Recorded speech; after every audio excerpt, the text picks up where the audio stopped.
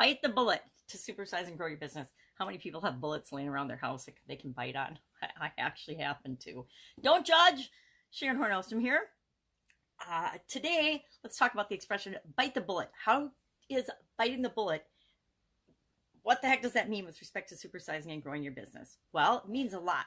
The expression is, of course, been around since the 19th century when soldiers on the battlefield needed operations and the surgeons would have to operate on them with no anesthetic. And so in order to reduce the screams and not interrupt the surgeon, they would bite on a bullet.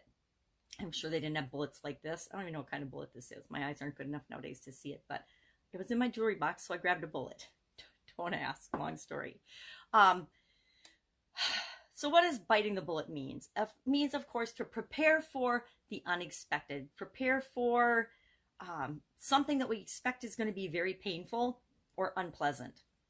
Prepare with courage and know that how we respond is important, especially in our businesses. Why? Number one, because it sets the example and sets the tone for the rest of the organization. When we're building our business and growing our business, everyone is always looking to us as the leader and the owner. How do we react to challenges and obstacles and painful things that have to be done? In our businesses, it's up to us to always not only set the tone, but set the direction. Sometimes the decisions that we make, and we don't always make them by ourselves and in a vacuum. Sometimes the decisions that we make are painful for other people. If we have to downsize or lay people off, it's generally painful, not only for the people that are laid off and downsized, but for the people that are doing the laying off and doing the downsizing. I was in corporate America for 25 plus years, had to let people go. One situation, I had to let 26 of my 30 employees in one department go in one day. They had to all be let go in one day because, and it was an INS thing, but I had to then figure out, well, what the heck are we going to do to run a department of 30 with a department of 3? And that was extremely painful, not only because the people that had to be let go had been great long-term employees for the organization, and I knew the impact that was going to have on their families, but also the pain that it left behind for the few of us that were remaining that had to still make sure that everything that needed to get done got done. Had to shut down and make the decision to close businesses before. Very painful, mostly from an ego sense of feeling like a failure because we shut something down.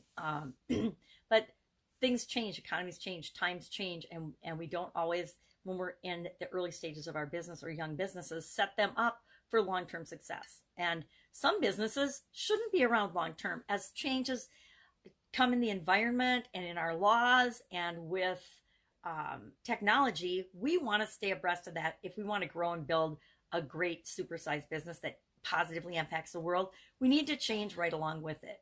Now, a couple of the biggest things I've learned from the painful changes or the painful times that I've had to bite the bullet and do something were, number one, I could endure a lot more pain than I thought I could. Now, both physical pain and emotional pain or challenge and stress. I also learned that the thing that I was dreading or the painful situation that I was building up in my mind was almost always worse than what actually happened and how it played out in real life, right? Our imagination tends to run more rampant with us with all the terrible possibilities and the end of the world scenarios than ever happen in real life.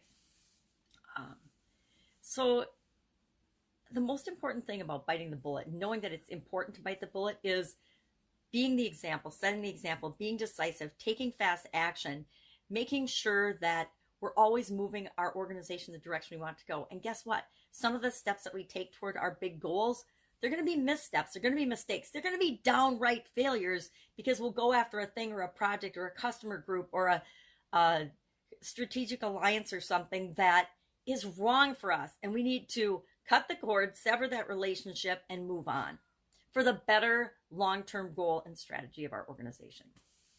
So I'd love to know if you have examples in your life and in your career where you've had to literally bite the bullet, bite it. I remember needing kidney surgery when I worked for Procter & Gamble, and they didn't have an anesthesiologist. So I had to bite the bullet for an entire weekend, the holiday weekend, until they could fly an anesthesiologist in to operate on my kidneys. So That was very painful. But guess what? I lived through that. I've lived through all kinds of things. We always do. We are more resilient than we would ever have imagined. So bite the bullet. Bite the bullet today. Make that tough decision. Do that thing that you know you have to do. Maybe it's something as simple as disappointing someone or saying no to something so that you can do something else. Maybe you have to say no to your kids or your significant other about something. Maybe you need to end a relationship. Whatever it is for you, bite the bullet and do it. Because if you know the direction you're going or something you're doing isn't right for you and you drag it out, it just makes the situation more painful and worse for everyone involved. So share your stories about biting the bullet. If I can help you in any way, hit me up in the comments below. Otherwise, I will be with you tomorrow with another interesting idiom. What does it mean? Where did it come from? And how might you apply it to growing and building your business? Have an awesome day.